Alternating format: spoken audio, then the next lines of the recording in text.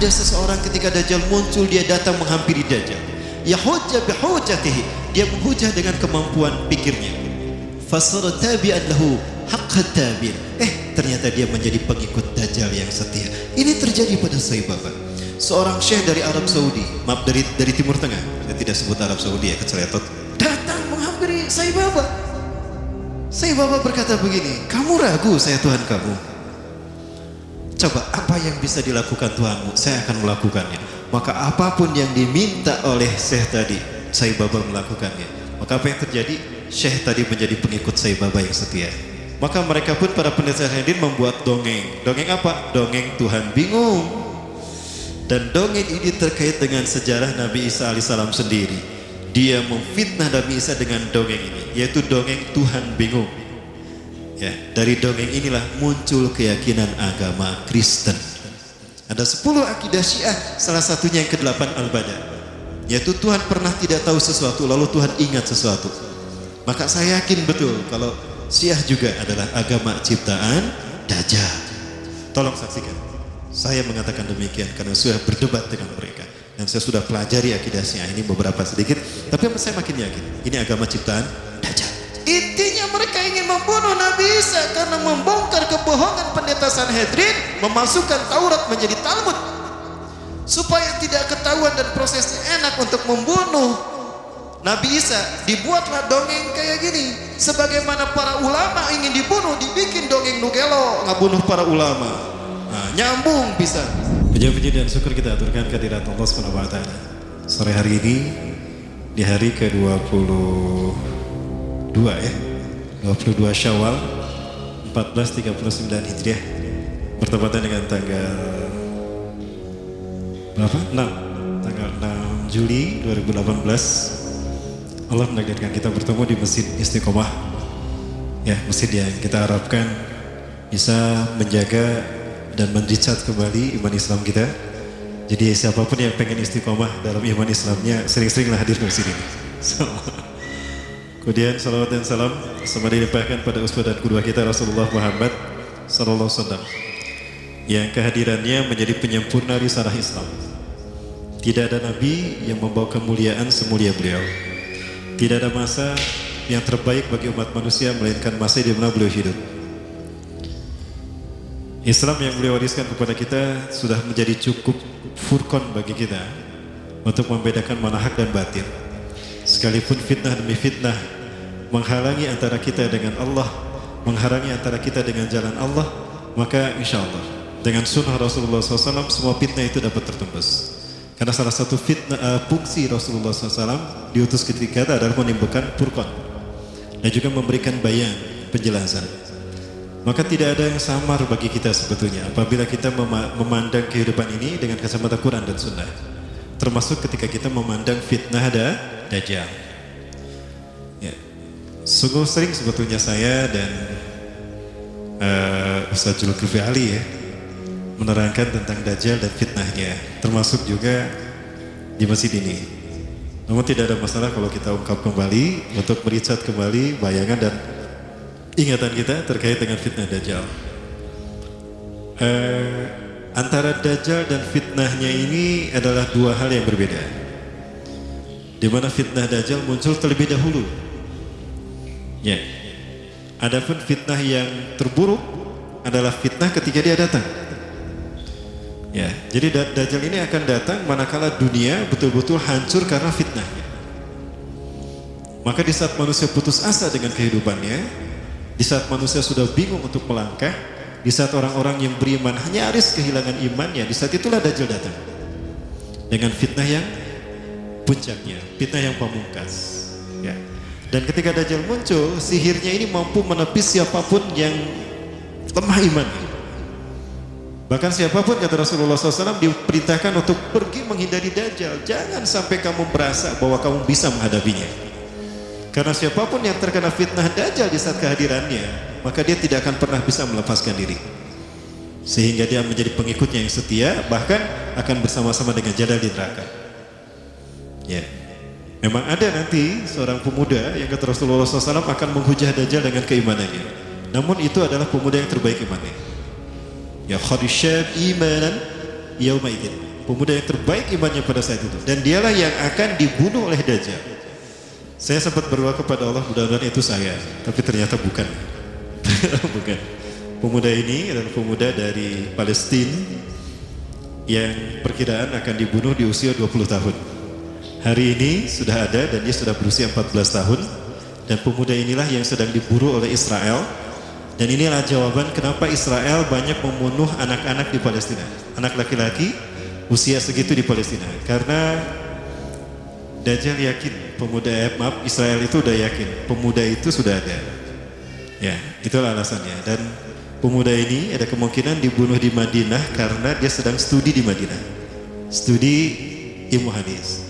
Baik, kita kenalan dulu dengan Dajjal. Ya, sekali lagi, karena saya terlalu sering membahas tentang Dajjal sampai ada jemaah yang menyebut saya Ustadz Dajjal. Ya. Itu ladian saya kira sebutan yang salah. Baik, Iwabillah Rahmatullah.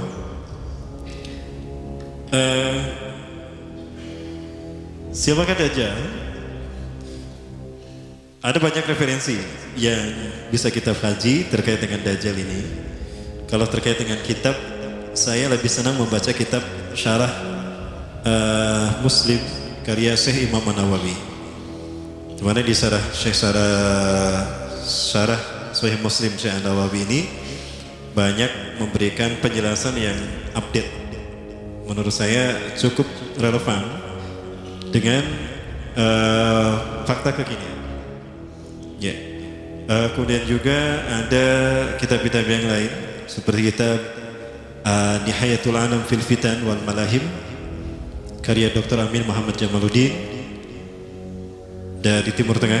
Ada juga buku atau kitab Nihayatul Alam karya Profesor Dr. Muhammad bin Abdurrahman Al-Arifi, atau buku yang ini juga, Dajjal akan muncul dari segitiga bermuda. Ini juga bagus menurut saya, walaupun banyak ulama yang mempertentangkan, namun saya tidak serta-merta menisbikan dan melemahkan beliau karena analisanya relevan dengan kekinian. Ya, salah satu dalil terkuat untuk memandang kuat tidak hanya satu nas adalah jika dia terjadi di zaman kita. Fakta sejarah itu yang menguatkan sebuah nas. Ya, baik. Dari semua itu saya coba rangkum, menjadi kajian semacam ini. Nah, siapakah Dajjal? Dia lahir di Samirah. Ya, semula saya bingung antara Samirah dan Samarra. Kalau Samarra ini ada di Irak. Nah, ini ada Samarra yang dekat dengan Baghdad, dia berada di wilayah Irak. Walaupun memang Irak ini termasuk tempat yang Rasul pernah sebutkan akan munculnya tanduk setan.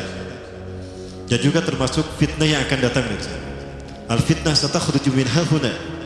Fitnah akan datang dari sana. Rasulullah mengurunya ke Irak. Nah, Irak yang dimaksudkan apakah Samarra? Sempat saya kaji juga. Namun pada akhirnya saya berpikir ternyata Samirah ini adalah Palestina, dan ada dikuatkan di dalam beberapa buku. Salah satunya buku ini. Nah, Dajjal ini lahir di Samirah dan dia diberi nama Samiri karena lahir di Samirah. Kayak saya lahir di Bandung, Al-Bandungi. Ya. Syekh An-Nawawi lahir Syekh Nawawi ini lahir di Banten, Al-Bantani. Ada Ustadz dari Bogor, Al-Buguri. Ya, seperti itu. Nah, kenapa disebut Samiri? Karena lahir di Samirah. Dia lahir 100 tahun sebelum Nabi Musa diutus. Ya. Dan Allah Subhanahu wa taala memberikan kelebihan kepadanya. Pertama, dia diberikan umur panjang. Yunzaru umrah ila yabsa ila akhir zaman. Ya, dia ditangguhkan ajalnya sampai akhir zaman. Yang kedua, dia memiliki kecerdasan di atas akal jenius rata-rata umat manusia. Jadi sejenius apapun umat manusia yang normal, dia 60 tahun di atasnya. Sehingga penemuan-penemuannya, kecanggihan berpikirnya, ya, kedewasaannya jauh di atas manusia. Rata-rata manusia normal. Ya, kalau kita normal ya insya Allah, berarti dia nggak normal. Yang ketiga, dia memiliki kemampuan sihir yang luar biasa. Apapun sihir yang selama ini kita saksikan, tidak ada yang mampu mengalahkan sihir dia. Ya. Sehingga saking luar biasa sihir yang dia miliki, seolah-olah orang mengenalnya selevel dengan Tuhan. Karena apapun yang semestinya menjadi perbuatan Tuhan, Dajjal bisa melakukannya. Nah, ini rasanya hebatnya sihir Dajjal. Ya, jangankan Samiri atau Dajjal, Sai Baba saja.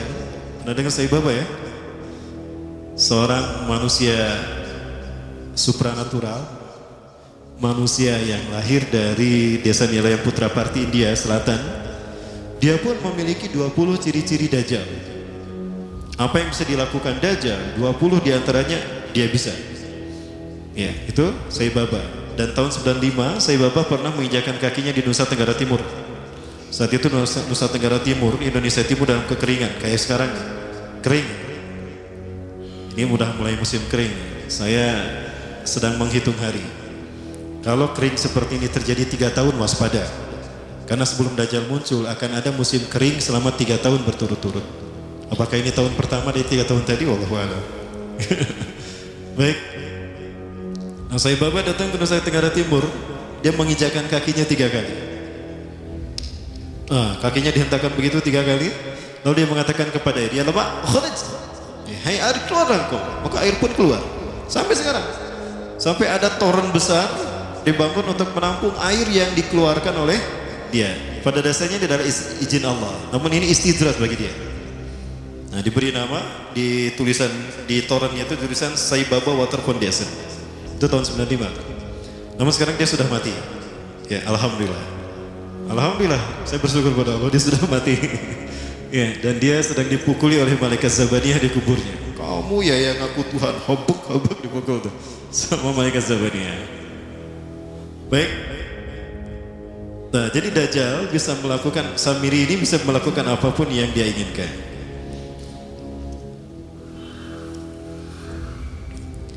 Nah, nasab kelahirannya adalah nasab yang aneh para bapak. Ya, dia lahir dari termasuk Bani Israel. Ya, Bani Israel ini keturunan Nabi Yakub. Yakub itu gelarnya Israel. Keturunannya disebut Bani Israel. Dari Yehuda. Yehuda ini adalah anak laki-laki dari istri pertama Nabi Yakub alaihissalam. Ya. Teh, Nabi Yakub istrinya berapa teh? Kok nanyanya sama teteh? Iya, Kang dengerin Kang. Nabi Yakub istrinya berapa teh? Nabi Yakub istrinya 4. Yang pertama bernama Ya'la. Dari Ya'la ini melahirkan 6 orang. Salah satunya bernama Yehuda dan Lewi. Lewi melahirkan Nabi Musa alaihissalam. Yehuda melahirkan bangsa yang kita kenal Yahudi. Salah satunya Yehuda ini melahirkan generasi yang pada akhirnya melahirkan Samiri. Ya, kalau Rahil istri yang kedua, dan ini istri yang paling dicintai oleh Nabi Yakub, melahirkan 2 anak, Bunyamin dan Nabi Yusuf. Nabi Yusuf dan Bunyamin. Yang lainnya juga sama melahirkan 2 anak. Kahit dari Ya'la melahirkan 2 anak, Dam dan Naftali. Ya, anak tertua dari Nabi Yakub dari istri pertama bernama Robin. Ya, apakah Robin Hood? Saya tidak tahu. Yang penting hampir sama namanya Robin. Nah, dari Yehuda inilah lahir Samiri. Nah, ayah dan ibunya, kakek dan nenek Samiri ini adalah para penyembah berhala. Karena Samirah saat itu terkenal penyembah berhala. Nah, ayahnya ini lahir dari proses perzinahan adik dan kakak, incest. Adik dan kakak berzina, lahir ayahnya. Adik dan kakak berzina, lahir ibunya. Jadi ayah dan ibunya ini lahir dari proses yang haram. Dan ketika ibunya menstruasi, disetubuhi sama ayahnya. Jadi itu peluangnya dari 2000 persetubuhan dalam keadaan menstruasi, 1 bisa jadi. Karena menurut penelitian medis juga bahwa darah kotor tidak menghalangi terjadinya fertilisasi, tidak menghalangi terjadinya reproduksi manusia. Jadi tetap pembuahan ovum oleh sperma bisa terjadi walaupun ada dalam medium darah kotor, menstruasi. Ya. Nah, ketika itulah hamil dan lahirlah Samiri. Rasulullah SAW menyebutkan dalam Musnad Imam Ahmad, ya, ayah dan ibu Dajjal ini melewati perkawinannya selama 30 tahun tanpa melahirkan seorang anak pun. Dan di tahun ke-30 pernikahannya melahirkan Dajjal, melahirkan Samiri. Kelahirannya ini akan menjadi petaka bagi kedua orang tuanya. Dia adalah orang yang paling sedikit manfaatnya dan paling banyak keburukannya bagi manusia, terutama bagi kedua orang tuanya. Bahkan ketika dia lahir, alam semesta menolak kelahiran. Dordar gelap, hujan badai, petir. Itu terjadi di malam di mana Samiri dilahirkan. Seolah-olah alam menolak kehadirannya. Ya, seolah-olah alam menolak kehadirannya. Nah, sejak lahir sampai usia 5 tahun dia tidak netek sama ibunya. Kebayang, 5 tahun air susu ASI tidak ditetekkan. Itu yang menyebabkan terjadinya kanker payudara. Maka ibunya pun meninggal gara-gara kanker payudara itu.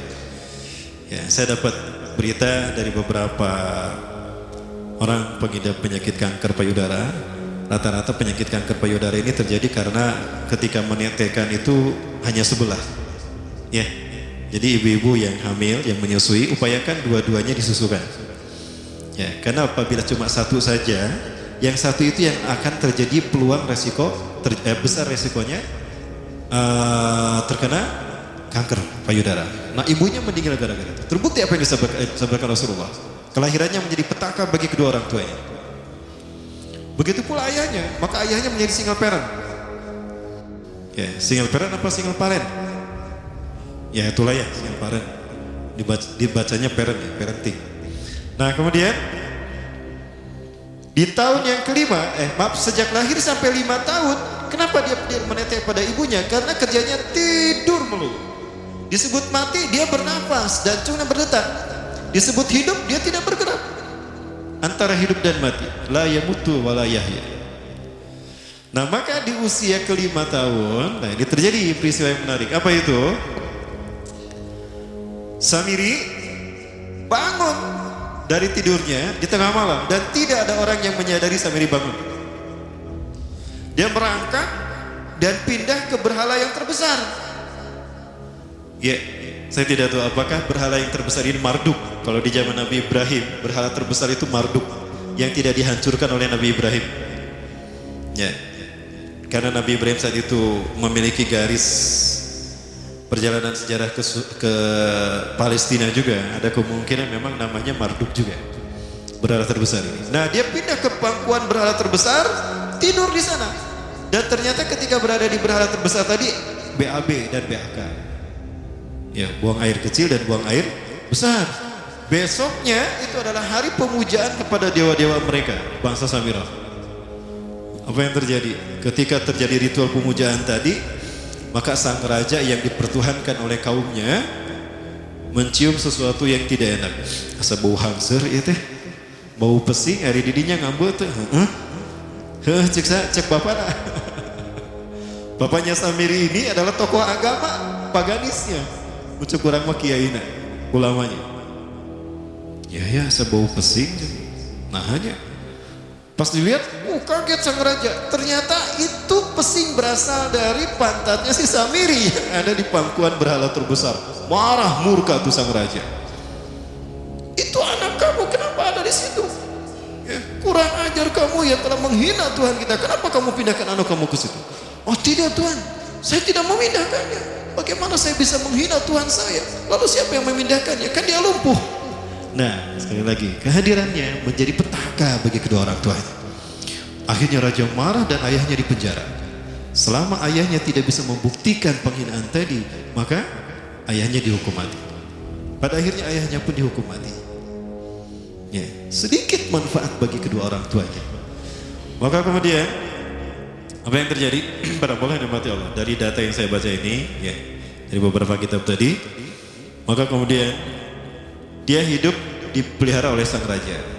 Dan pas di usia dia 5 tahun itu, Allah menimpakan murkanya kepada bangsa Samirah yang sudah kelewat batas, ya, maksiat dan sudah tidak ada toleransi dari Allah untuk mereka hidup di bumi. Maka Allah perintahkan mereka Jibril menghabisi mereka. Maka bangsa Samirah ini pun diratakan. Si Samiri karena masih balita, ya Allah selamatkan dia lewat malaikat Jibril. Diselamatkan dia dan ditempatkan di pulau entah berantah. Ada yang menyebutkan pulau ini berada di Laut Yaman dan pulau ini dinamakan Pulau Sokotra. Nah, ini Pulau Sokotra nih. Pulau Sokotra ini adalah pulau yang berada di ujung Jazirah Arab. Kalau kita lihat Jazirah Arab, nah ini Jazirah Arab ya, ke sana ke Saudi Arabia, di perbatasan Saudi Arab dengan Yaman. ya, Yaman, Oman, ya. Nah ini Pulau Socotra. Ini pulau atau tempat di mana Dajjal atau Samiri dibesarkan sejak 5 tahun sampai usia 100 tahun. Ya, dari usia 5 sampai 100 tahun dia tinggal di Pulau Socotra ini. Nah, Pulau Socotra ini adalah pulau yang berada di kawasan Yaman. Pulau yang memiliki banyak keunikan luar biasa. UNESCO sempat ingin menjadikannya keajaiban yang ke-8. Kan ada 7 keajaiban dunia ya. Yang ke-8-nya tadinya ini. Namun karena dia terkait dengan Samiri Dajjal, maka banyak negara yang menentang ini. Terutama negara-negara yang menjadi pengikut Dajjal. Maka pada akhirnya pulau ini dirahasiakan. Nah, sebetulnya pulau ini unik kalau kita ingin berekreasi ke sana. Namun karena posisi yang terpencil, jarang orang mengikutinya. Para wisatawan jarang mengunjunginya. Padahal sesuatu unik, termasuk binatang dan penghuninya tuh unik-unik. Pohonnya unik-unik. Nanti kita lihat kalau ya. Dunia menyebutnya pulau ini dengan pulau julukan dari pulau alien hingga pulau neraka. Ya, ada juga yang menyebutkan The Jekyll Island. Pulau Jekyll Island itu bahasa barat, kalau bahasa kitanya pulau Dajjal. Ya, sama dengan pulau Sedir ya. Itu juga The Jekyll Island. Nah, Pulau Socotra kaya dengan flora dan fauna yang unik hingga saat ini belum ditemukan di tempat lain. Jadi tidak ada flora dan fauna yang ada di pulau ini yang ada di pulau lain di seluruh dunia. Hanya ada di pulau ini. Makanya di pulau inilah Allah ciptakan satu binatang yang unik juga yang disebut dengan jasasa. Jasasa, binatang jasasa itu artinya mata-mata. Tajassa yatajassu tajassusan wa jasasatan. Artinya pemata-mata, spy. Binatang ini bertumbuh besar, dhahmatun kabirah, tughati jismaha ya asy-sya'r. Hatta la nastati an nafariqa ayna wajhu wa ayna dubur. Tubuhnya besar dipenuhi dengan bulu sehingga saking penuhnya bulu kita tidak bisa membedakan mana dubur mana wajah. Yang menghadap itulah wajah. Bila kok orang menghadap dengan duburnya kan nggak mungkin ya. Yang menghadap pasti wajah. Baik. Ya. Karena itu pulau ini pernah dilesarkan sebagai salah satu dari 7 keajaiban dunia yang baru ya. Nah baik, ini contohnya nih. Saya perlihatkan keajaiban dan keunikan. Ini adalah padang pasir di Pulau Socotra. Ya. Ini padang pasir di Pulau Socotra. Ini burung, salah satu jenis burung yang bisa kita jumpai di Socotra. Dan ini kepiting unik, kepiting Pulau Socotra. Aneh ya, kepitingnya seperti itu. Kayak Mr. Crab, Mr. Scrab. Ya. Yeah. Di film apa? SpongeBob. Yeah. Ini laba-laba langka di Socotra, mirip tarantula. Dan ini pohon darah naga yang ada di Pulau Socotra juga. Pokoknya pohon-pohonnya unik, bro. Arah-aneh pokoknya. Nah, ini salah satu jenis pohon Dorstenia Socotra. Dan ini juga pohon yang lain, pohon Dendrosisaios Socotra. Ya saya menyebutkan lagi ya. Nah, hal ini yang membuat Dajjal terinspirasi. Ya. Karena dia hanya menjumpai binatang dan tumbuhan langka, flora fauna satwa langka di pulau ini. Ini menjadikan dia terinspirasi untuk menciptakan makhluk. Jangan salah, Dajjal kecerdasannya mampu melakukan cloning dan mampu melakukan berbagai macam riset dan eksperimen. Hatta eksperimen yang mengilhami film Hulk. Itu Dajjal bisa melakukan. Ya, jangan salah menurut. Bahkan ketika orang membayangkan kendaraan tercanggih itu pesawat terbang, Dajjal sudah mampu membuat piring terbang dengan kecerdasan. Ya, Rasulullah menyebutkan kendaraan Dajjal itu, ya, dia bisa terbang, dan kecepatan terbangnya 5 km. Terbaca berapa 5 km? Ya, ada ya 5 km. Baik, ini kering mungkin ya. Coba.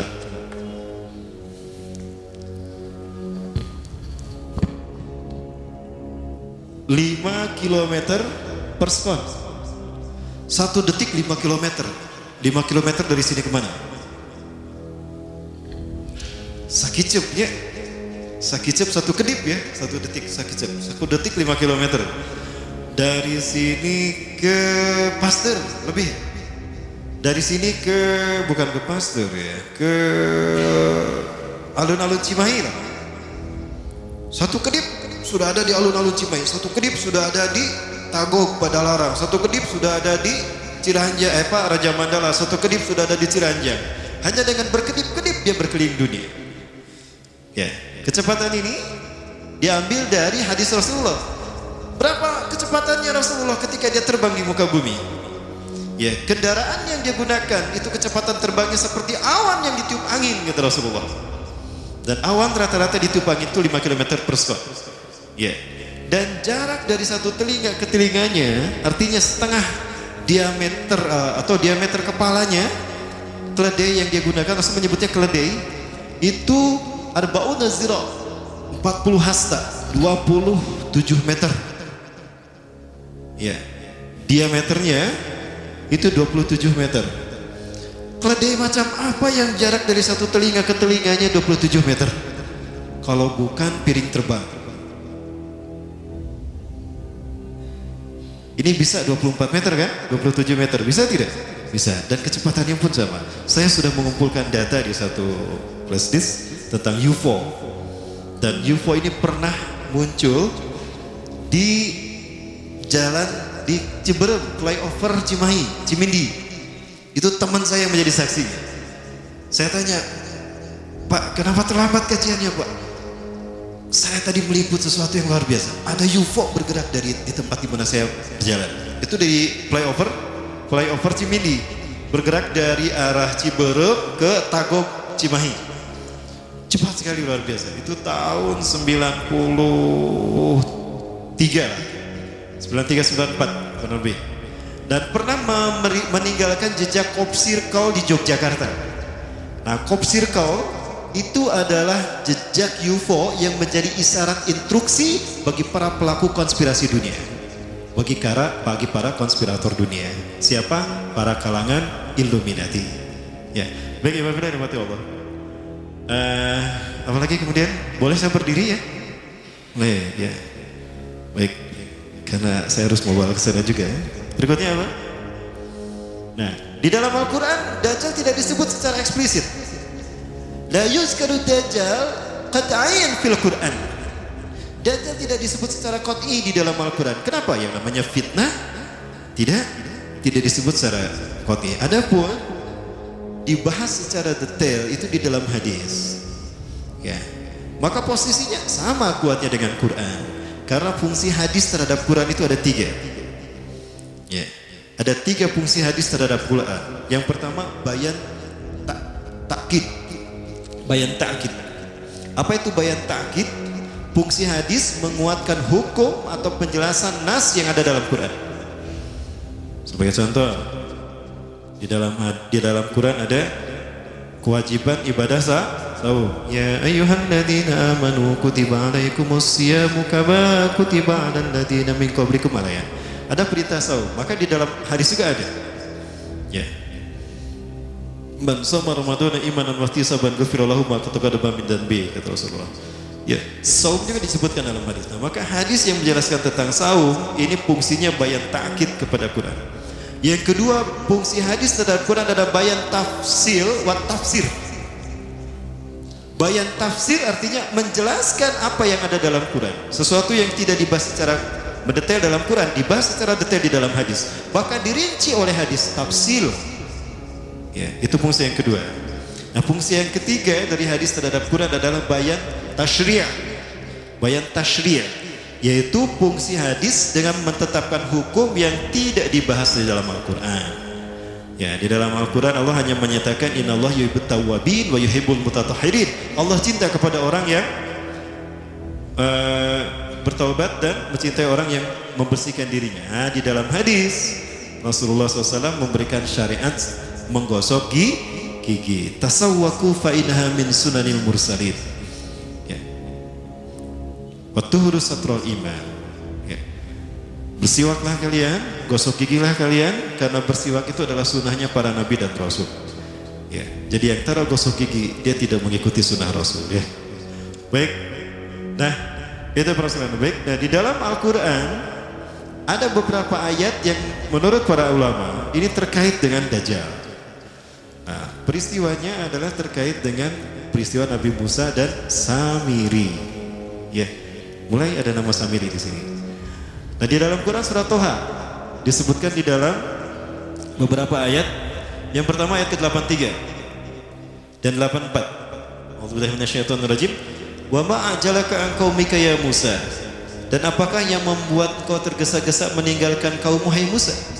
Ketika ada 10 perintah Allah yang akan diterima oleh Nabi Musa yang kemudian disebut dengan Ten Commandment oleh orang-orang barat, Nabi Musa meninggalkan kaumnya Bani Israel ya di belakang bersama Nabi Harun. Nabi Musa tergesa-gesa karena Nabi Musa ingin segera mendapatkan perintah Allah ya. Maka Nabi Musa menjawab, qala hum ulai ala athari, mereka ada di belakangku ya Allah. Wa ajiltu ilaika rabbi litardo, dan aku menyegerakan diri padamu ya Allah agar kau segera, agar kau ridho kepadaku. Aku ingin segera memenuhi perintah ya. Nah, itu yang dijawab oleh Nabi Musa. Maka Allah kemudian menerangkan kepada Nabi Musa. Nah, ini ayat 2 ayat yang berikutnya. Qala, Allah berfirman, fa inna qad fatanna qaumaka min ba'dika wa adallahu Samiri. Fa inna, maka sesungguhnya kami qad fatanna, telah menguji kaummu hai Musa, min ba'dika, setelah engkau tinggalkan, wa adallahu Samiri, dan mereka disesatkan oleh Samiri. Nah, di sini saya sepakat kalau ada ulama mengatakan Samiri yang dimaksud di sini adalah Dajjal. Ya, Samiri yang disebutkan di sini adalah Dajjal. Ya. Faraja Musa ila qaumi ghadbana asifa. Maka kembalilah Musa kepada kaumnya dalam keadaan marah yang sangat marah yang berlapis-lapis. Sampai pada kaumnya, hingga begitu sampai pada kaumnya itu Nabi Harun ditarik jenggotnya. Ari maneh berdiantep maranehna nyembah berhala. Nyembah patung, aduh ulah kitu atuh bisi coplok eta jenggot. Wahai saudaraku, kenapa kau menarik jenggotku? Jangan kau seperti itu. Aku sudah memperingatkan mereka, tapi mereka telah terperdaya oleh perkataan Samiri. Indahnya perkataan Samiri lebih mereka dengar ketimbang nasihatku, wahai kakakku, wahai saudaraku. Ya, itu kata Nabi Harun. Maka qala, berkatalah Nabi Musa, ya qaumi alam ya'idkum rabbukum wa'dan hasana. Wahai kaumku, bukankah Allah telah menjanjikan janji yang baik untuk kalian? Afatala alaikumul ahdu. Apakah janji itu terlalu lama bagi kalian? Am adatum ayyahilla alaikum ghadabun min rabbikum, atau kalian sengaja ingin ditimpa azab murka dari Tuhan kalian? Fa akhlaftum mau'idi, sehingga kalian menyalahi perjanjianku. Aku sudah mengatakan, tunggu, aku akan sampaikan apa yang Allah berikan pada kalian sebagai janji Allah kepada kalian. Maka digambarkan Nabi Musa marah, itu patung anak sapi. Nah, patung anak sapi ini dibuat oleh Samiri. Sekali lagi, Samiri yang kita bicarakan sebagai Dajjal, dia punya kemampuan magic yang luar biasa. Dan dia punya kemampuan yang tidak bisa dicapai oleh manusia sejenius dan sehebat apapun. Ya. Maka jika ada manusia-manusia yang luar biasa di antara kita, itu adalah mereka yang dibentuk oleh Dajjal. Contohnya siapa? David Copperfield, David Mindfreak. Siapa lagi? Para The Master ya. Nah, jangan salah perusahaan. Ada juga Rael juga sama. Dia seseorang yang tadinya tidak tahu apa-apa, sesuatu yang orang yang menganggap biasa, tiba-tiba dia menjadi seseorang yang luar biasa, supranatural, luar biasa. Itu juga sama. Termasuk juga Sai Baba. Yang pertama, Rasulullah SAW menyebutkan, idza ra'aitumud dajjal fara'a fi ra'si syai'un kattaj. Apabila engkau melihat Dajjal, maka engkau akan melihat di kepalanya sesuatu mirip mahkota. Saya berpikir, mahkotanya seperti apa? Jangan-jangan ini nih. Brekele, itulah mahkotanya. Oh betul loh, jangan salah. Rambutnya itu mahkota Dajjal. Oke. Kemudian dari aura tatapan matanya adalah sihir. Maka siapapun yang terkena tatapan yang bertemu, itu maka dia ada dalam kendali Dajjal. Hatinya ada dalam genggaman Dajjal. Lihat mata Sai Baba. Dan Sai Baba selalu menggunakan pakaian yang digunakan oleh Nabi Isa, kata Rasulullah nanti. 3 warna, serupan warna merah, orange, kuning, dan putih. Sai Baba selalu menggunakan itu. Para pengikut Sai Baba banyak tersebar seluruh dunia. Terbesar kalau di Indonesia ada di Magelang, Jakarta, Surabaya. Para pengikut Sai Baba disebutnya Defuti, Pemimpin deputi Indonesia pengikut Sai Baba adalah pemimpinnya Anand Krishna. Pernah mendengar Anand Krishna ya? Masih hidup Anand Krishna? Anand Krishna ini adalah pemimpin pengikut Sai Baba. 20 ciri-ciri Dajjal ada pada Sai Baba. Ada seorang fotografer yang biasa memfoto Sai Baba. Setiap kali dicetak, nggak apa-apa kalau ini kan cuma film, bukan aslinya. Cuma aslinya, bukan aslinya. Orangnya udah nggak ada kok, nggak apa-apa. Ya. Nah, fotografernya ini setiap kali mencetak dari kamera film, dari roll kamera yang dijepretkan ke Sai Baba, selalu muncul wajah Yesus. Makanya berkata, wahai Sai, kenapa setiap kali saya mencetak foto saya, foto Anda di kamera saya ini, selalu wajah Yesus yang muncul? Coba lihat, ketika diperlihatkan, itu reinkarnasi saya yang terakhir, kata dia. Itu reinkarnasi yang terakhir, dan sebentar lagi dia akan datang. Kapan? Ya, sekitar 8 tahun lagi. Ya, 8 tahun dia meninggal tahun berapa? Kemarin 2000 berapa? Bukan 8 ya. 18 apa 8? 18. Jadi 2024. Ada kemungkinan muncul di tahun 2024. Berapa tahun lagi? 6 tahun lagi. Sudah siap? Kang, mau kapan kawin, Kang? Keburu Dajjal nanti muncul. Ya, kalau Dajjal udah muncul gak akan sempat walimah, Kang. Teh, mau besok kawin, Teh? Kang? Baik, alhamdulillah, gara-gara saya sering mengatakan ini, undangan langsung datang 3 macam, 300 undangan nikah dari pemuda. Pas lihat, terima kasih Ustaz, saya gak mau ketika saya menikah Dajjal keburu datang. Oh enggak, itu versi saya. Baik, nah kemudian ada pesawat di Venezuela ketika take off baru 2000 atau 3000 kakian itu terjadi turbulensi. Ya, pilotnya sudah pasrah saat itu. Kopilotnya keluar dan berkata, siapa di antara kalian yang menjadi pengikut Sai Baba? Ternyata pramugarinya, saya. Cepat berdoa untuk Sai Baba, minta kepadanya agar dia menolong kita. Maka dia kemudian masuk ke ruangan tertentu, dia berdoa kepada Sai Baba. Entah gimana doanya. WC bablas angin ya, WC bablas angin ya, mungkin begitu ya beritanya. Apa yang terjadi? Awan berkumpul membentuk tubuh Sai Baba setengah badan. Dan awan tadi bergerak mengelambaikan tangannya. Maka seketika itu pula turbulensi hilang dan pesawat itu normal kembali dan bisa mendarat di tempat tujuan, landing dalam keadaan aman. Nah ini Sai Baba. Berikutnya juga, ya, masih terkait Sai Baba.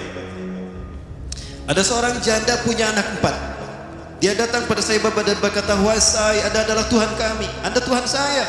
Saya seorang janda sudah 4 tahun ditinggalkan oleh suami saya. Saya punya anak 4, kami miskin Sai. Kami ingin merubah hidupnya. Anda adalah maha kaya Tuhan kami, tolong kami beri karunia. Sai Baba hanya menggerakkan tangannya, maka emas keluar dari tangannya. Diberikan pada wanita janda tadi. Ada seorang syekh dari Arab ingin menghujah Sai Baba. Ingat Rasulullah pernah berkata, ketika kalian melihat Dajjal, lari menjauhinya. Jangan kalian mendatanginya, karena sekuat apapun hujah kalian, jika kalian tidak yakin dengan keimanan kalian, kalian akan menjadi pengikutnya. Akan ada seseorang ketika Dajjal muncul, dia datang menghampiri Dajjal. Yahujja bihujatihi, dia menghujah dengan kemampuan pikirnya. Fasara tabi'an lahu haqqa tabi'. Ternyata dia menjadi pengikut Dajjal yang setia. Ini terjadi pada Sai Baba. Seorang syekh dari Arab Saudi, maaf dari Timur Tengah. Saya tidak sebut Arab Saudi ya, keceletot. Datang menghampiri Sai Baba. Sai Baba berkata begini, kamu ragu saya Tuhan kamu?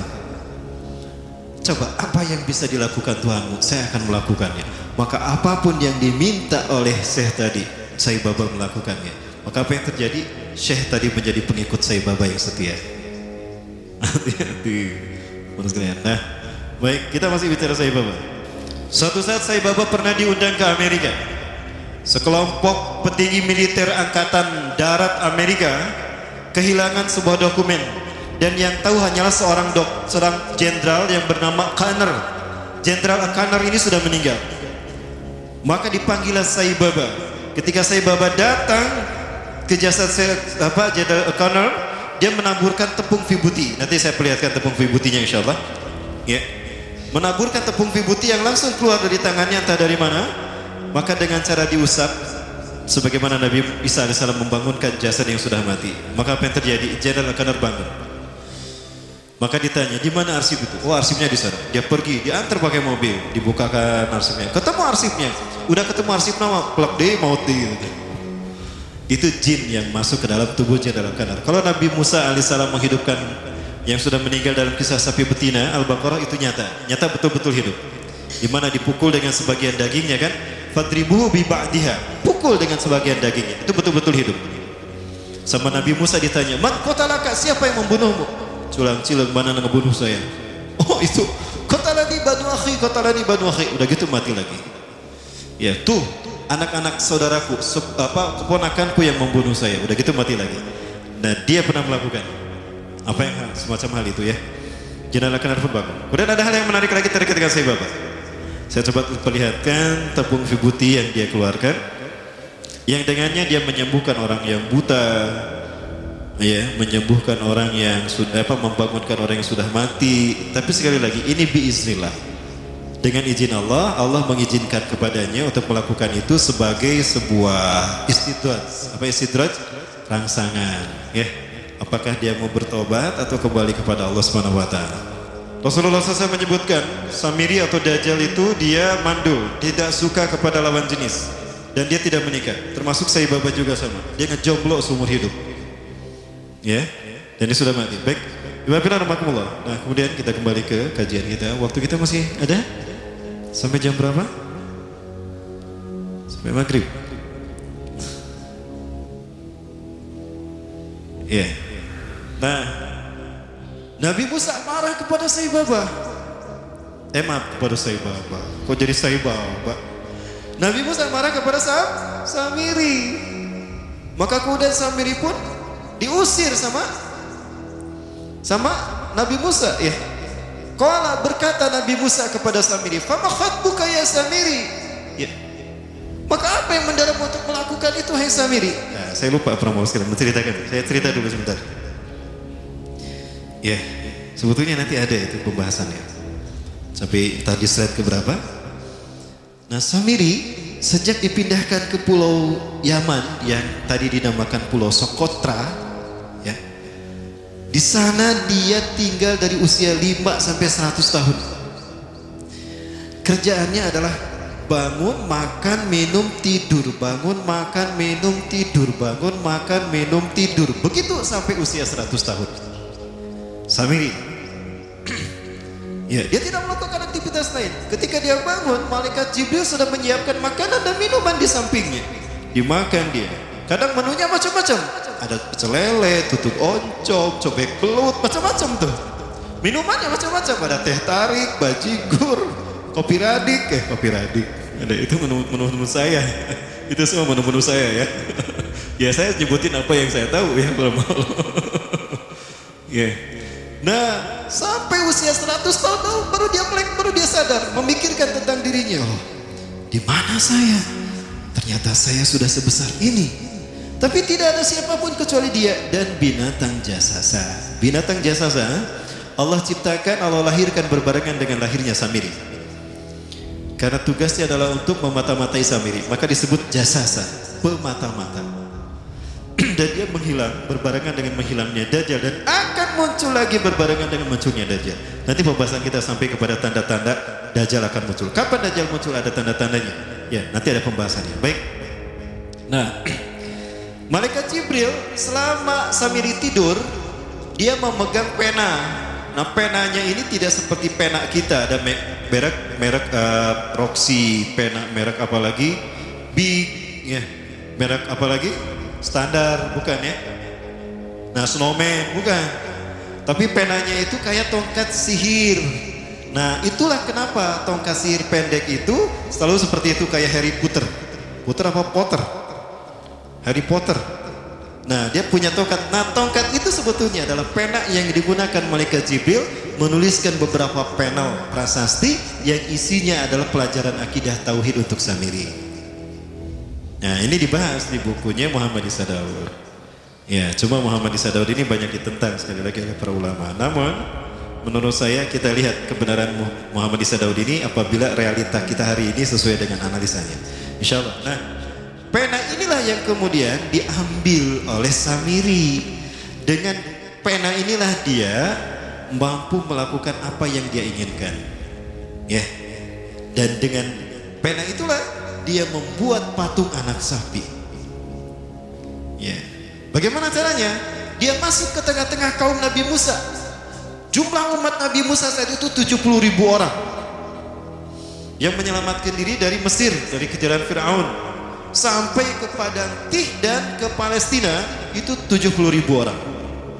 Ikut di dalamnya Nabi Musa, Nabi Harun dan Nabi Yusha bin Nun atau Nabi Joshua kata orang Kristen. Ya. Nah, maka dia mampu mempengaruhi beberapa orang dari pengikut Nabi Musa. Maka mereka mengeluarkan perhiasan mereka, dimasukkan pada kuali, dibakar. Nah, perhiasan itu pun dibentuk dengan kemampuan magicnya menjadi patung anak sapi. Jin masuk ke dalam patung anak sapi itu dan berkata, "Aku Tuhannya Musa," dan Musa telah lupa. Maka sujudlah mereka kepada patung tadi. Maka bertanya Nabi Musa, "Wa ma khatbuka ya Samiri?"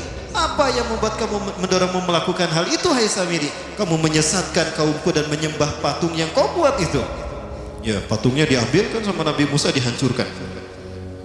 Dihancurkan, udah pecah, pecahannya diambil, dibakar.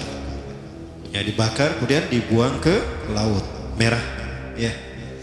Qala, berkatalah Samiri, basartu bimalam yubsiru, bimalam yabsuru. Aku mengetahui apa yang tidak mereka tahu. Aku melihat apa yang tidak mampu mereka pandang, mereka lihat bihi dengannya. Fagbatu qabdatan min athari rasul, maka aku mengambil sesuatu dari bekas sang utusan. Ar-Rasul di sini maksudnya malaikat Jibril. Asari ini adalah bekas malaikat Jibril, yaitu pena tadi. Ya, menurut ahli tafsir, fanabastuha wa kadzalika sawwalat li nafsi. Ya, aku mengambil segenggam dari jejak Rasul itu dan aku melemparkannya, dan demikianlah nafsuku membujuknya. Ya. Dengan penang tadi dia ambil tanah yang menjadi jejak Nabi malaikat Jibril. Malaikat Jibril jejaknya diambil, dimasukkan ke kuali, maka dibentuk dengan kemampuan, dengan keinginan dia melalui pena tadi. Ya. Maka kemudian apa yang terjadi? Nah, ini kata Nabi Musa. Qala, Nabi Musa berkata, "Fadhhab, pergi kamu. Fa inna laka fil hayati an taqula la misasa." Sesungguhnya hakmu di dalam kehidupan dunia ini adalah la misasa, jangan kau sentuh aku. Ya. Jangan kau sentuh aku. Artinya, jangan ada yang berani menyentuh aku, karena sekali menyentuh aku, kata intinya begitu, maka dia akan terkena oleh sihirku. Maksudnya, pergilah, tinggalkan aku, biarkan aku berbebas semaunya. Itu kata si Samiri. Wa innalaka mau'idan lan tukhlafah.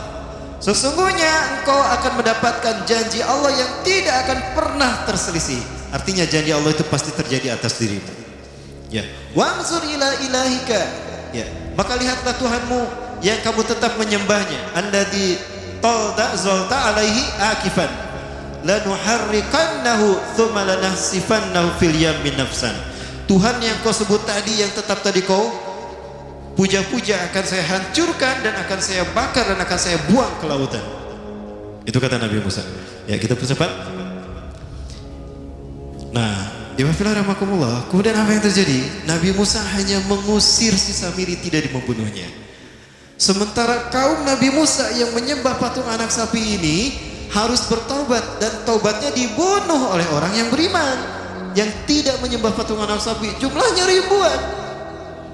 Maka mereka yang menyembah patung anak sapi karena disesatkan Samiri ini dalam keadaan merunduk begini untuk dipenggal kepalanya.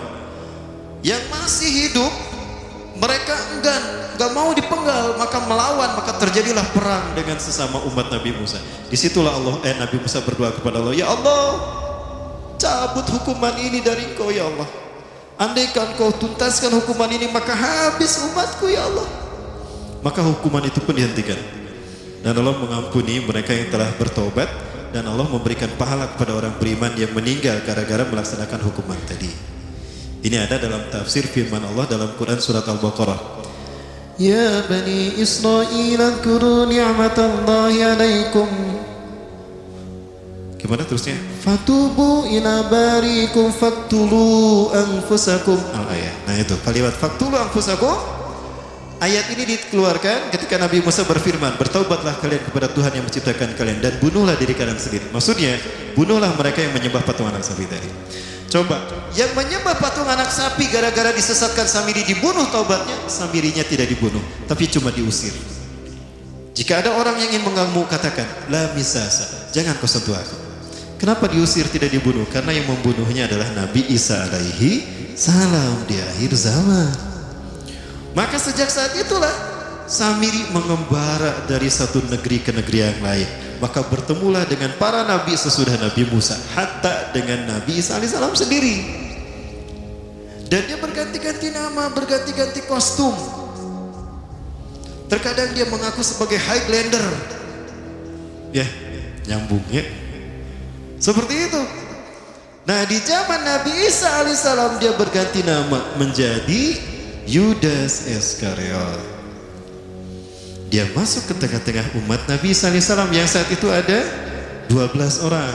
Bagaimana Nabi Isa bisa mendapatkan teman? Nah, mulainya begini para pembolo. Saya cerita Nabi Isa boleh? Karena cerita Dajjal tidak terlepas dengan cerita Nabi Isa. Nabi Isa ini lahir dengan sederet mukjizat Allah Subhanahu wa taala. Ya. Di antara mukjizatnya adalah ketika Nabi Isa berbicara dalam buaya. Di saat orang-orang menuduh Siti Maryam berzina, ya, hei Maryam, hei ya ukhta Harun, hei saudarinya Harun, sesungguhnya ayahmu bukanlah seorang penzina dan ibumu juga bukan seorang pelacur. Lalu kenapa kau melakukan apa yang tidak mereka lakukan? Ya, Siti Maryam tidak berkata-kata karena sudah diperintahkan oleh malaikat Jibril atas perintah Allah.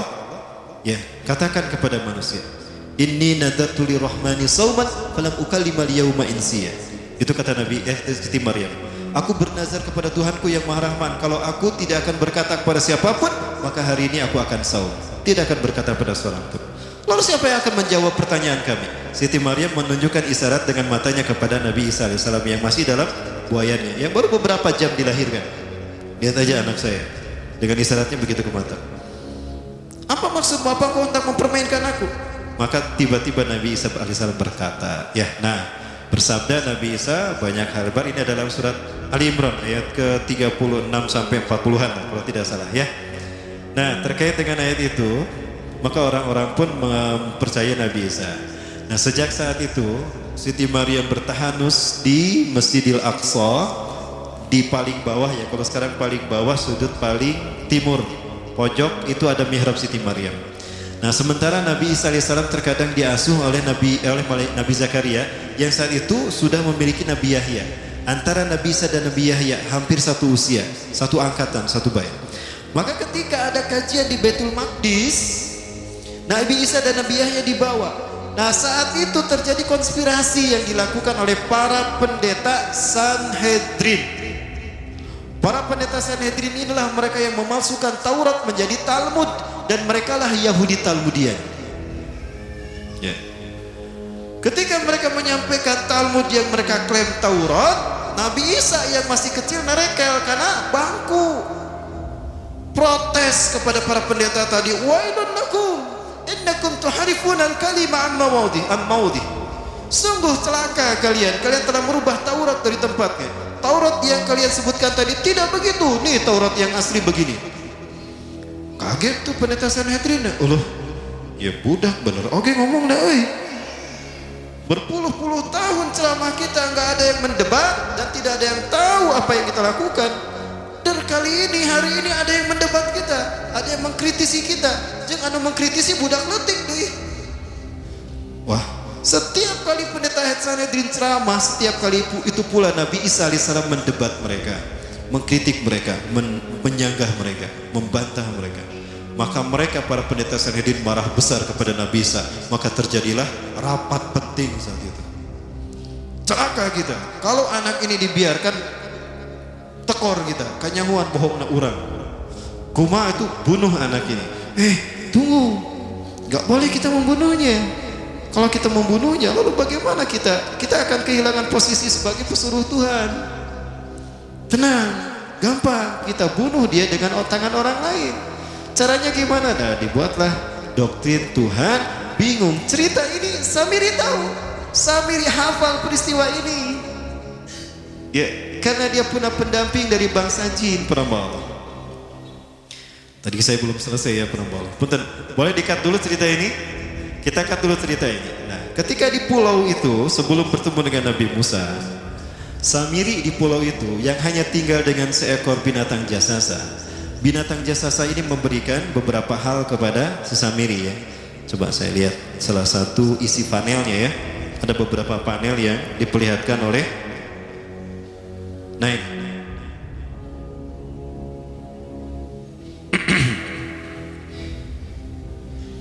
Allah Azza wa Jalla menciptakan binatang berbicara yang bernama jasasa. Dia di mana lahirnya, ajalnya, matinya sama dengan ajal dajjal. Begitu pula muncul dan menghilangnya. Binatang inilah mengajarkan akidah tauhid kepada Samiri muda.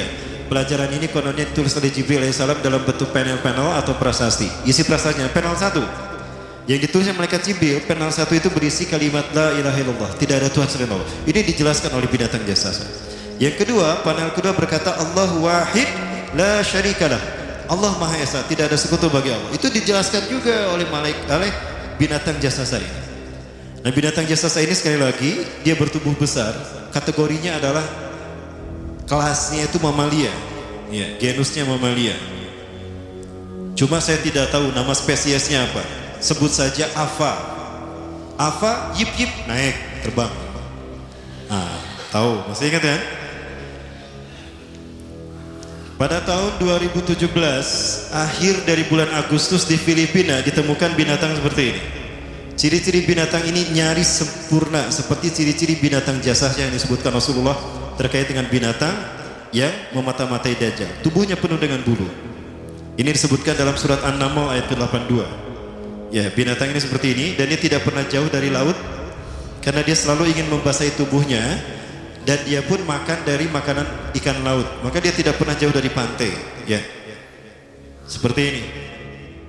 Nah, binatang inilah yang mengajarkan prasasti mengajarkan akidah tauhid kepada Samiri muda. Nah, panel yang ketiga, satu ini, kedua ini, ketiga ini, yang keempat, hanya engkau saja. Yang ketiga, engkau diurus oleh Jibril. Karena itu janganlah engkau mengkhianati janjimu dengan Allah. Hanya engkau saja di pulau ini. Panel yang kelima, makanlah dan nikmatilah makanan minuman yang menjadi rezeki dari Allah sesuai kehendakmu.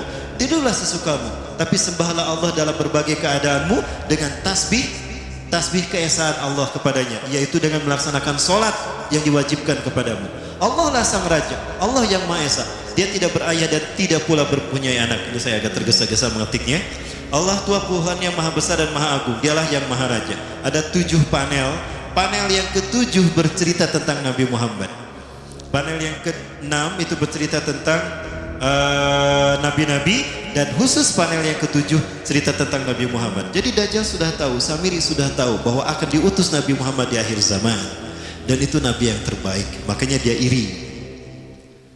Nah, selesai panel ini disampaikan, maka binatang jasasa berkata, wahai Samiri, saksikanlah aku telah menunaikan innani qad fa'altu ma umirtu li ma umirtu ya min rabbi, demi Allah saksikan aku sudah menunaikan apa yang diperintahkan padaku, kata binatang jasasa.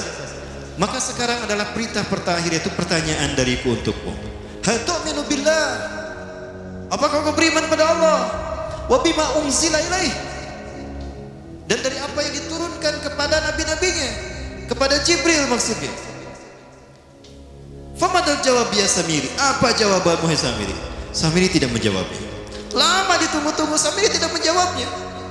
Sehingga binatang ini pun pergi dengan menjerit, dengan jeritan yang membuat Samiri ini pekak telinganya. 2 kali lagi datang lagi kembali kepada Samiri dan berkata binatang jasasa, ya Samiri, famadal jawab, hal tu'minu billah, in tu'minu billah fatakunu mu'minan ajaba imanika ila yaumil qiyamah. Jika engkau beriman kepada Allah, maka sungguh kau akan menjadi mukmin yang menakjubkan imannya. Inna ajalaka ukhirat ila akhir zaman. Sesungguhnya ajalmu ditangguhkan sampai akhir zaman. Jika engkau beriman pada Allah, engkau akan menjadi mukmin yang menakjubkan. Fa in lam tu'min billah, Tapi jika engkau tidak beriman kepada Allah, wa bima unzila ilaih, dan apapun yang diturunkan pada Jibril, innaka minal mal'unina ila yaumil qiyamah, dan kau terkutuk sampai hari kiamat nanti. Tidak juga dijawab. Pergi lagi binatang jasasah tadi sambil memekikkan suara yang pekikan yang keras. Yang ketiga kali yang terakhir dia bertanya kembali. Dan apa jawaban Samiri? Hei jasasah binatang buruk rupa, lihat di pulau ini tidak ada siapapun kecuali engkau dan aku. Dan yakinilah kalau panel ini bukan tentang Allah yang di langit sana, tapi yang disebut Allah itu saya. Hei jasasah, akulah Allah itu. Oh, dia menjerit dengan jeritan yang makin keras sampai si Samiri pun menutup kedua telinganya. Sejak saat itulah binatang itu pergi dan berkata, innaka dajjal, innaka dajjal, innaka dajjal. Engkau adalah pendusta, engkau adalah pendusta, pendusta sampai hilang suaranya. Di saat itulah Dajjal mendapatkan gelar, Samiri mendapatkan gelar Dajjal. Jadi siapa nama asli Dajjal? Samiri. Dajjal artinya Al-Kazab, pendusta, bukan singkatan kali. Tong ditanyakan Ustaz singkatan nona di Dajjal teh. Bisi didawab dada jembuja. Terang dan ya gitu. Baik, nah sejak saat itulah Samiri keluar dari pulau itu dan dia sudah menyandang gelar Dajjal, pendusta, karena dia mengaku Tuhan.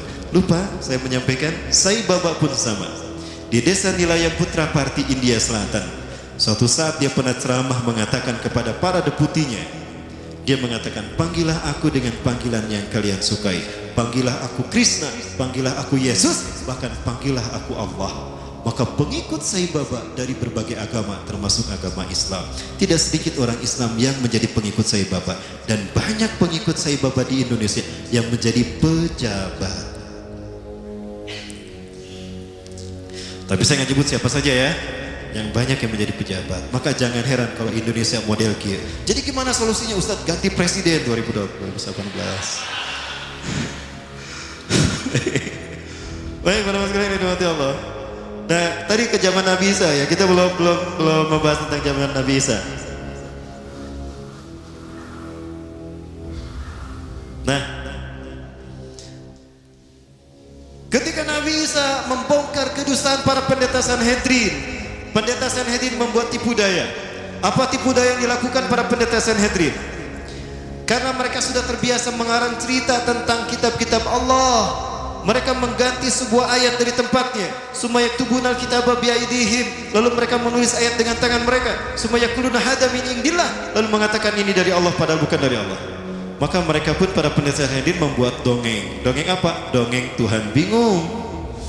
Dan dongeng ini terkait dengan sejarah Nabi Isa alaihissalam sendiri. Dia memfitnah Nabi Isa dengan dongeng ini, yaitu dongeng Tuhan bingung. Ya, dari dongeng inilah muncul keyakinan agama Kristen. Mau dengar? Pernah saya sampaikan di sini. Baik, saya ulang kembali. Boleh saya ulang kembali? Nah, apa itu dongeng Tuhan bingung? Nah, Tuhan, kenapa Tuhan bingung? Nah, ini aneh ya, kok ada Tuhan bingung? Kalau saya bingung wajar karena saya bukan Tuhan. Ya, tapi kalau ada Tuhan bingung aneh. Tapi begitulah pendeta Sanhedrin Yahudi. Kenapa Tuhan bingung? Bingung memikirkan Adam. Geus puguh dicarek tong memetik buah pohon huli, der dipetik jeung Hawa. Di dahar babarengan deui. Atuh marah Tuhan kan? Maka ketika Tuhan akan menghukum Adam, Tuhan menahan tangannya. Dan Tuhan berpikir, aduh Adam ini makhluk, Adam ini manusia yang lemah. Kalau aku pukul dengan satu sentuhan tanganku pun dia akan mati, hancur kesakitan. Berarti aku kejam kepada Adam. Kalau aku tahu dia akan melanggar, harusnya aku tidak ciptakan Adam. Maka bingung tuh Tuhan antara menghukum dan membiarkan Adam. Apa bingungnya? Hukum jangan. Bingung Tuhan. Lawan orang bingung mungkin berhari-hari, tapi Tuhan kalau bingung bertahun-tahun ya. Jengkuma kalau kita bingung begini nih. Kalau Tuhan kayak gimana? Ya pulang anting gak ditukar dia. Akhirnya Tuhan menemukan ide, tuh kan aneh. Dan ini adanya sampai ke akidah orang Syiah. Al-Bada. Ada 10 akidah Syiah, salah satunya yang ke-8 Al-Bada. Yaitu Tuhan pernah tidak tahu sesuatu, lalu Tuhan ingat sesuatu. Maka saya yakin betul kalau Syiah juga adalah agama ciptaan Dajjal. Tolong saksikan. Saya mengatakan demikian karena sudah berdebat dengan mereka. Dan saya sudah pelajari akidah Syiah ini beberapa sedikit. Tapi saya makin yakin ini agama ciptaan Dajjal, Yahudi. Baik. Lanjut. Sampai mana tadi? Tuhan bingung. Akhirnya Tuhan punya ide. Ketika Tuhan menemukan ide, Tuhan berteriak, Eureka, Eureka. Tahu Eureka? Itu lah. Ya. Tuhan punya ide. Apa idenya? Aku kan Tuhan. Tuhan itu immortal. Kalau begitu aku saja yang dihukum, jangan ada. Baik, kalau begitu aku harus menjelma menjadi manusia. Jibril, sini Jibril. Baik Tuhan. Ada apa Tuhan? Jibril, tulis maklumat Tuhan. Baik Tuhan. Jibril buka laptop, ketik maklumat Tuhan *2. Satu apa Tuhan? Catat maklumat Tuhan nomor 1. Tuhan menjelma menjadi manusia. Baik Tuhan. Nomor 1, Tuhan menjelma menjadi manusia. Kalau salah ketik, di delete lah. Berikutnya Tuhan bingung lagi. Kalau aku menjelma menjadi manusia, bagaimana aku hadir ke tengah-tengah manusia?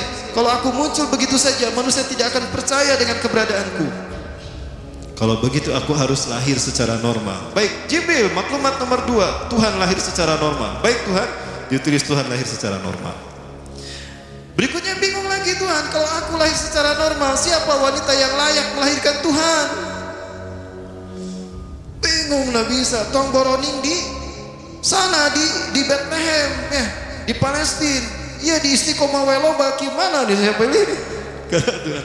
Akhirnya Jibril ngasih masukan. Tuhan, boleh saya ngasih masukan? Apa Jibril? Hebat ya, Tuhan dikasih masukan sama Jibril. Tuhan, saya ingin ngasih masukan. Apa Jibril? Anda pernah mengutus saya ke Bethlehem. Ada sebuah desa bernama Nazaret. Di sana ada seorang wanita suci yang sejak lahir sampai sekarang terlindung dengan kesucian dari sisimu ya Tuhan. Siapa dia Jibril? Masa Tuhan tidak tahu? Aneh. Nah, begitulah Yahudi. Begitulah pendeta Sanhedrin. Siapa dia Jibril? Maryam binti Imran Tuhan. Hidupnya penuh dengan kesucian, hanya ibadah kepadamu di Baitul Maqdis. Ya Jibril, ihbit ilal ardi kullaha li annani sanfu min ruhi ilaiha. Jibril, turun kamu kepada Maryam. Katakan aku akan meniupkan sebagian ruhku kepada Maryam. Maka itu pun terjadi dengan kuasa Tuhan, kata mereka. Lalu Tuhan meniupkan sebagian ruhnya ke dalam rahim Siti Maryam. Maka hamilah Siti Maryam dan lahirlah Yesus Kristus untuk menebus dosa manusia. Maksudnya menggantikan Adam dihukum oleh Tuhan. Intinya mereka ingin membunuh Nabi Isa karena membongkar kebohongan pendeta Sanhedrin, memasukkan Taurat menjadi Talmud supaya tidak ketahuan dan prosesnya enak untuk membunuh Nabi Isa. Dibuatlah dongeng kayak gini. Sebagaimana para ulama ingin dibunuh, dibikin dongeng nugelo ngabunuh para ulama. Nah, nyambung bisa. Ya. Cerita inilah yang berjudul tadi Tuhan bingung. Maka cerita ini dihasutkan ke raja-raja Romawi. Salah satu raja Romawi yang terbesar yang terhasut adalah Herodes.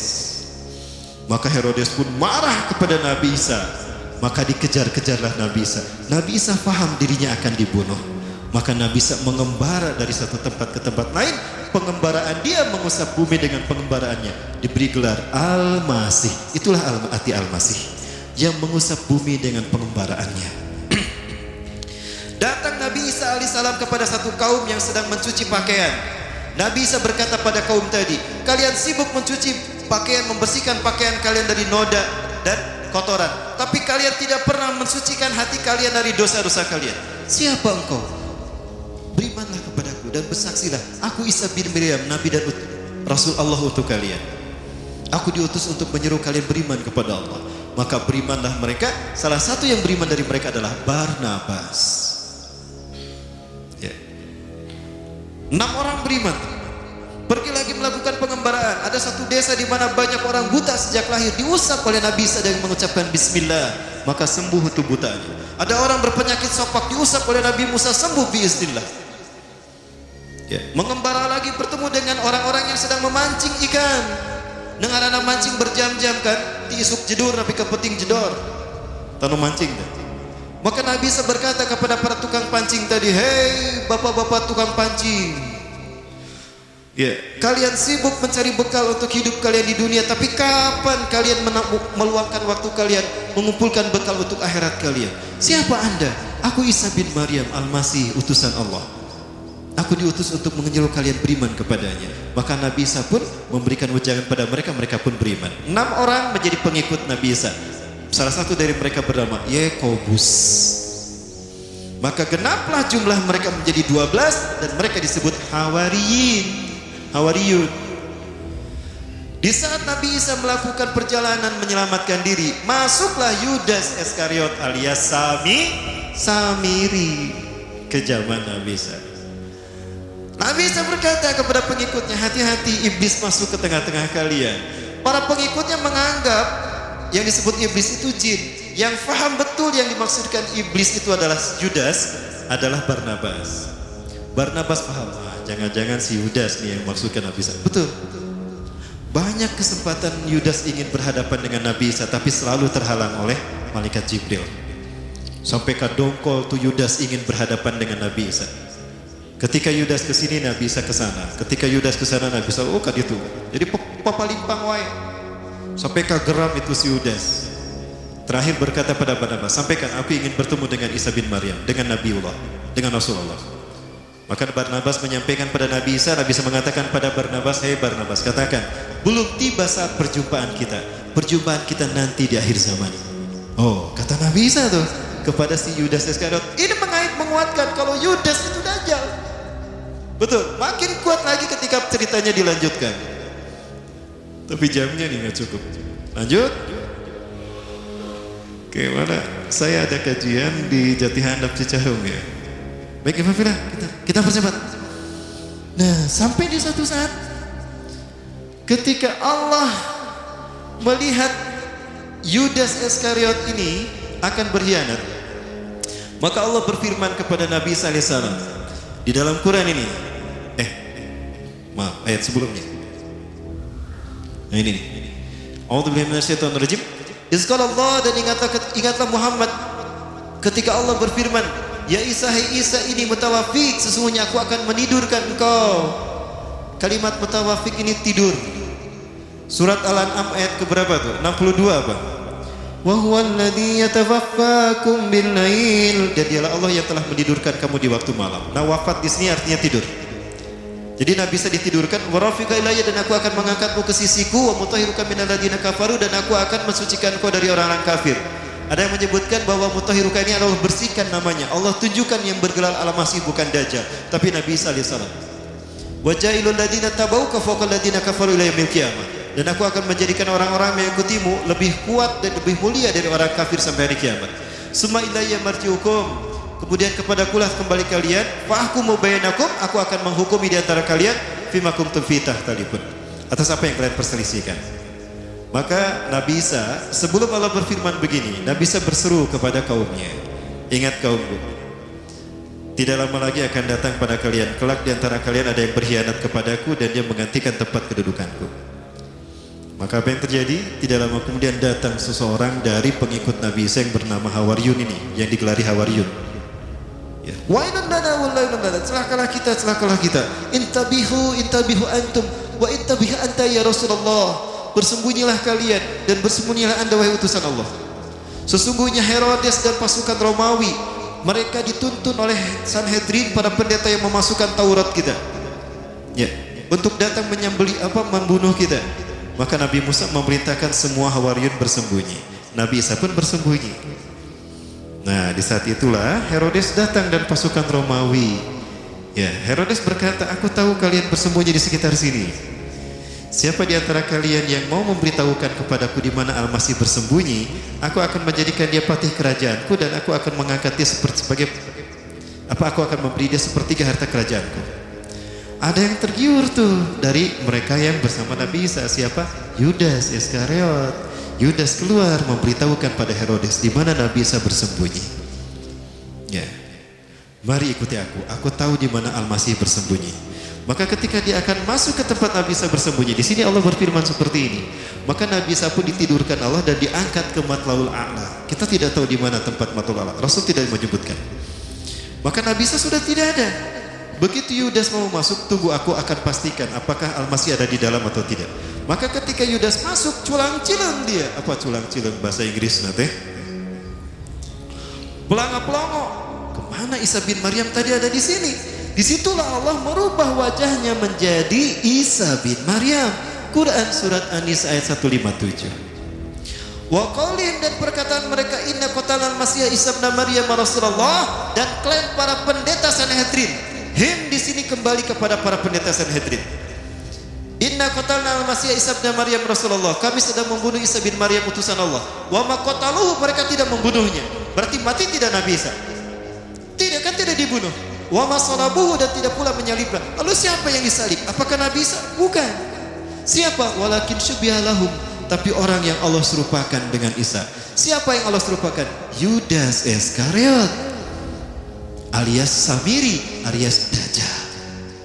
Diserupakan wajahnya menjadi Nabi Isa. Maka ketika Yudas datang kembali kepada Herodes, siapa yang ditangkap?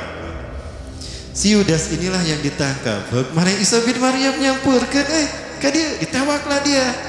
Loh, kok aku yang ditangkap? Lastu Isa anak Yudas ala dia dulu kembali. Aku bukan Isa, aku Yudas yang menunjukkan kamu tadi. Gus cepet banget, mana teh banget Isa. Tak suara mana ke suara Isa. Ditangkaplah Yudas dan disalib. Ketika dia ditidurkan untuk disalib, dia melihat Nabi Isa dinaik ke langit, diangkat. Di saat itu Yudas berseru, Eli Eli lama sabachthani, ada dalam Bible itu. Tuhanku, Tuhanku, kenapa kau tinggalkan aku? Jadi Tuhan bahasa Ibraninya Eli. Cuma di Indonesia Tuhan menjadi timnas sepak bola. Eli Aiboy. Tuhan main bola. Ya. Ini menunjukkan kalau Nabi Isa diangkat dengan fisiknya. Buktinya Yudas kok bisa melihat Nabi Isa diangkat? Kalau cuma ruh kenapa bisa dilihat? Berarti Nabi Isa diangkat dengan fisiknya. Maka kemudian dibangunkan tuh si Yudas, diarak ke bukit Golgota. Golgota artinya tengkorak. Ke bukit itulah si Yudas diarak. Karena salibnya tinggi, salibnya kadang digotok, kadang dia menunduk begini. Herodes memegang pedang di tangan kanannya, Old Testament perjanjian lama di tangan kirinya. Itu pedang ditusuk-tusukkan ke tubuh Yudas.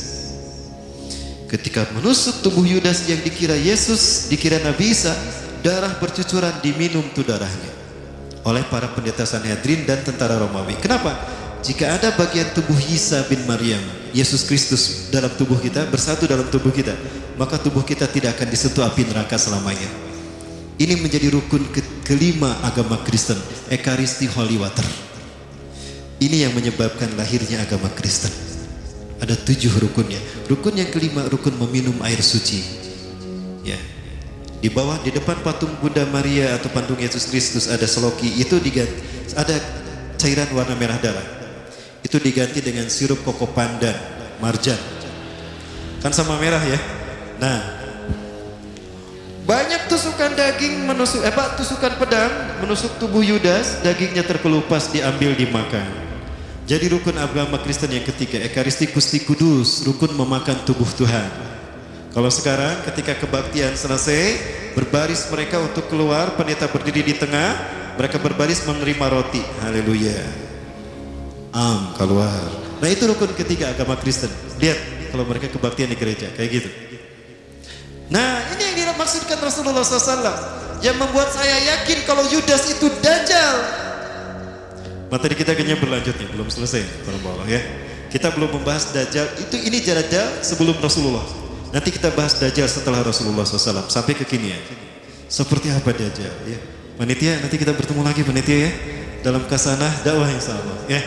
Episode kedua insyaallah. Nah 5 menit lagi. Membuat saya yakin kalau yang disalib itu Dajjal. Mudah-mudahan ada orang Kristen yang mendengar. Ya. Sampai keluar.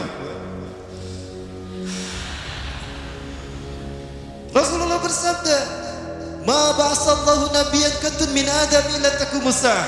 Tidaklah Allah mengutus seorang nabi pun dari Nabi Adam sampai hari kiamat illa anzaru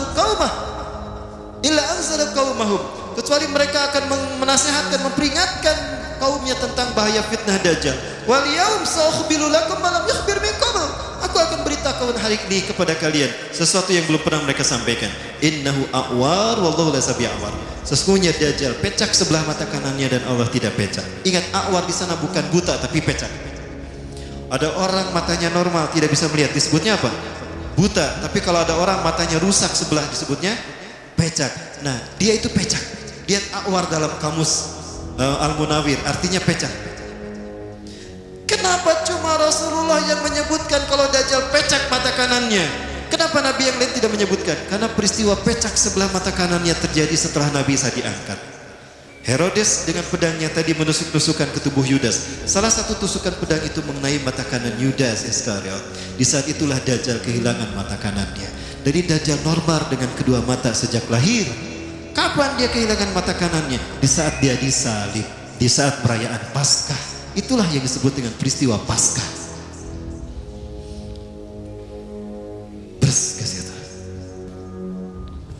Makanya cuma Rasul yang tahu, karena Rasulullah berikutnya setelah Nabi adalah beliau, Nabi Muhammad SAW. Maka dikuburkanlah si Yudas Iskariot. Barnabas ingin membuktikan kalau dia Dajjal. Akan aku gali setelah 3 hari 3 malam. Kalau dia ternyata masih hidup berarti dia Dajjal. Setelah 3 hari 3 malam, diam-diam Barnabas menggali kuburan Yudas, dan Yudas pun masih hidup. Maka yakinlah Barnabas kalau Yudas itu Dajjal. Terakhir yang dia inginkan, yang dia tunggu adalah Yudas mengaku Isa bin Maryam. Diobati bertahun-tahun hingga sembuh penyakitnya. Nah, ketika Barnabas bekerja dengan perkakasnya, datanglah Yudas Iskariot dan menepuk mejanya. Hei Barnabas, saksikanlah, aku ini adalah Isa bin Maryam. Betul kamu Dajjal, pergi kamu. Kenapa tidak dibunuh? Karena yang membunuhnya nanti Nabi Isa alaihi salam. Maka Yudas Iskariot pun pergi diusir oleh Barnabas. Maka Yudas mengembara ke seluruh dunia. Dengan kemampuan retorikanya, Yudas alias Samiri alias Dajjal mampu mempengaruhi bangsa-bangsa di dunia. Maka dalam waktu singkat dia punya banyak pengikut. Ketika dia membuat bahtera, para pengikutnya bertanya, wahai tuanku, untuk apa kita membuat perahu ini, bahtera ini? Kita akan berkeliling dunia, kita akan taklukkan dunia dengan perahu yang kita naiki. Kita akan taklukkan lautan ini, dan tidak ada negara kecuali mereka akan tunduk kepada kita. Wahai paduka tuanku, untuk keliling dunia kita butuh logistik, kita butuh perbekalan. Coba kalian lihat, banyak kapal yang lalu lalang ke sana kemari, mereka pasti bawa logistik. Kita bajak mereka, kita ambil logistik mereka untuk bekal kita. Maka muncullah sosok yang kemudian mata yang pecak ditutup sebelah, tangannya yang tetanus karena disalib, diamputasi, diganti begini, ya, dan dia pun menggunakan topi untuk menutup luka-luka di wajahnya. Maka jadilah Jack Sparrow, the Pirates of Caribbean. Jadilah bajak laut. Lihat simbol bajak laut, tengkorak adalah simbol Bukit Golgota, tempat di mana Samiri alias Dajjal dikuburkan, penuh dengan tengkorak di sana. Mengembaralah dia ke setiap dunia dan sampailah dia di segitiga Bermuda. Segitiga Bermuda adalah area lepas pantai yang dihubungkan oleh 3 titik, Puerto Rico, Florida, dan Bermuda. Di situ ada tempat di mana iblis membuat singgasananya. Disitulah pertemuan terjadi antara iblis yang bernama Ajazil dengan Dajjal yang bernama Samiri. Pertemuan ini yang ditunggu-tunggu oleh iblis sejak turun ke muka bumi. Dan iblis berkata, kemarilah Sam. Samiri, Sam, kadia Sam. Dirangkul dia. Dan iblis pun berkata, hari ini adalah hari yang aku tunggu-tunggu sejak aku diturunkan dari surga ke dunia, di mana aku dipertemukan dengan saudara kembarku. Panggilah dia oleh kalian sebagai Paman Sam. Amerika adalah negara bentukan Yahudi, negara bentukan Dajjal. Ya, ada satu perjanjian yang mengerikan antara iblis dan Dajjal saat itu, di mana iblis ceramah dengan ceramah yang menakutkan. Salah satu ceramahnya berisi, aku akan berikan Yerusalem kepada hamba-hambaku yang akan menanti kedatanganku di akhir zaman. Berarti Yerusalem diserahkan kepada Israel itu sudah ada dalam janji pertemuan antara iblis dan Dajjal. Donald Trump hanya menyampaikan jadi pemanjang lidah iblis dan Dajjal. Betulkah demikian? Nantikan di Al-Murabi, insyaallah. Di Al-Murabi hari Selasa akan saya bahas isi perjanjian, ikatan perjanjian antara iblis dan Dajjal yang mengerikan. Ternyata semua konspirasi termasuk geopolitik di Indonesia ada di dalam isi perjanjian iblis dan Dajjal. Allah, kadek direvisi ya. Saya yakin, karena salah satu yang diinginkan adalah membentuk persatuan dunia yang dibingkai dalam ikatan nama The New World Order, tata dunia baru. Maka negara-negara di dunia adalah pseudo government di dalam kendali iblis dan Dajjal yang oleh orang Yahudi digambarkan dengan handshake of Illuminati. Seperti apa simbolnya? Ini dia. Siapapun yang mengangkat tangannya seperti ini, berarti dia komitmen dengan iblis dan Dajjal. Ustadz, dulu saya pernah foto kelas Ustadz, cis. Aduh, Ustadz gimana dong? Apa saya harus syahadat lagi? Ya, sini syahadat lagi sini. Ada yang pernah gitu syahadat lagi, saya saksikan. Para sekalian, inilah simbol siapapun yang akan menjadi pengikut iblis dan Dajjal. Dan inilah yang dilakukan oleh para pemimpin-pemimpin negara, hatta pemimpin-pemimpin kota di seluruh dunia. Sampai ke tingkat wali kota, mereka bisa terkenal, mereka bisa menjabat dalam waktu singkat jika mereka komitmen kepada iblis dan Dajjal. Maka nama mereka akan diorbitkan dalam waktu singkat. Betulkah demikian? Jangan salah. Ini adalah propaganda iblis dan Dajjal hari ini. Dan inilah bagian dari fitnah Dajjal. Lalu apakah ada keterlibatan konspirasi ini di dalam pemilihan wali kota dan gubernur? Ada. Loh, gak percaya? Oke, nanti kita bahas ilmu Robi. Atau di sini nanti episode yang kedua. Mau saya perlihatkan filmnya? Tapi kameranya dimatikan. Dan tolong ada Intel tolong pergi dulu, keluar dulu sebentar. Baik, saya perlihatkan. Ini terakhir ya. Sebelum saya tutup, saya perlihatkan film ini. Karena waktunya tinggal 5 menit lagi.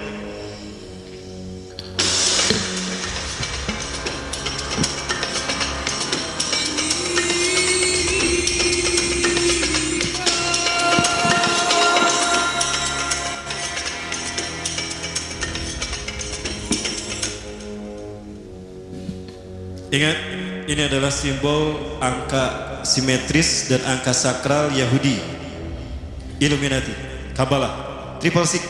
Dan 666 kalau digambarkan dengan handshake of Illuminati seperti ini. Jadi kalau coblos nomor 3 jangan kayak gini. Ini 666, 61, 61, 62, 63. Jadi kalau mau seperti ini. Nah, jadi bulatnya nggak kelihatan. Gini ya. Jangan kayak gini. Jangan. Balik gini. Ini 666 namanya. 1, 2, 3 ya. Tapi kayak gini. Gini ya. Semuanya gini kan? Ini semua yang ada di sini kan? Kayak gini ya. Baik.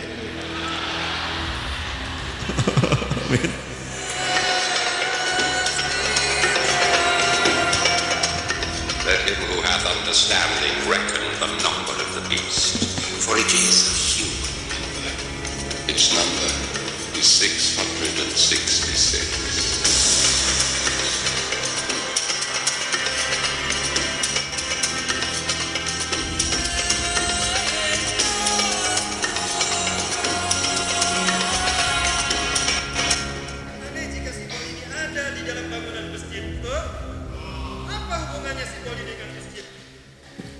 Nyambung bro. Apa hubungannya simbol ini dengan masjid? Gak nyambung kan? Ya. Saya siap untuk berdiskusi dengan beliau kalau beliau merasa tersinggung dengan kata-kata saya. Tapi saya tidak mau di tempat beliau. Saya mau disaksikan oleh semua di sini. Kita diskusi di sini. Tolong siapkan meja jika beliau ingin bertemu dengan saya. Baik, mudah-mudahan Bapak mendengar. Jika Bapak ingin bertemu dengan saya, baik, saya undang Bapak untuk hadir di kajian saya. Yuk kita ngobrol bersama dalam satu meja. Kalau tidak di Istiqomah di Al-Murabi, kalau tidak di Murabi Al-Latif. Jika DKM-nya mengizinkan, saya sudah diundang untuk yang kedua kali oleh beliau. Sebelum beliau kampanye, saya sampaikan saya tidak berkenan untuk hadir untuk yang kedua kali. Tapi saya pernah diundang oleh beliau untuk yang pertama karena fitnahan kalau saya menyebutkan beliau putra Dajjal, kalau beliau keturunan Dajjal, itu fitnah terhadap saya. Nah, itu pernah saya sampaikan. Dan pernah juga ada fitnahan kepada saya kalau beliau ini Syiah. Walaupun saya bisa membuktikan. Tapi pada akhirnya ya situasi cair. Berikutnya beliau mengundang lagi pasca saya ceramah tentang hubungan arsitektur dengan masjid. Nah ini, jika Bapak ingin bertemu saya, Bapak saya undang untuk hadir di kajian saya. Satu kajian khusus saya dengan Bapak. Kita bahas simbol itu. Silakan, kalau mau di Istiqomah mudah-mudahan diizinkan oleh DKM Istiqomah. Kita undang beliau. Silakan Bapak sampaikan kepada tim admin saya jika Bapak ingin bertemu dengan saya dalam satu ini. Dan saya disaksikan ini warga Bandung. Saya ingin warga Bandung menyaksikan. Kita buktikan siapa yang terikat dan terlibat dalam konspirasi Dajjal, sadar ataupun tidak. Betul? Allahu Akbar. Jangan GR ya kalau kita angkat satu ya. Baik, kita lanjut.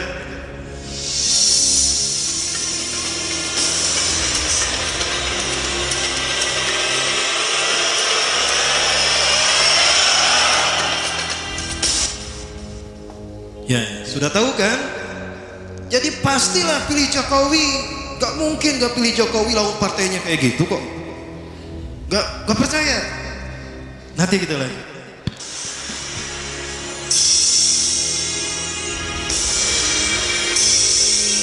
Kok sama ya? Kok sama? Kok mirip? Oh, bagian.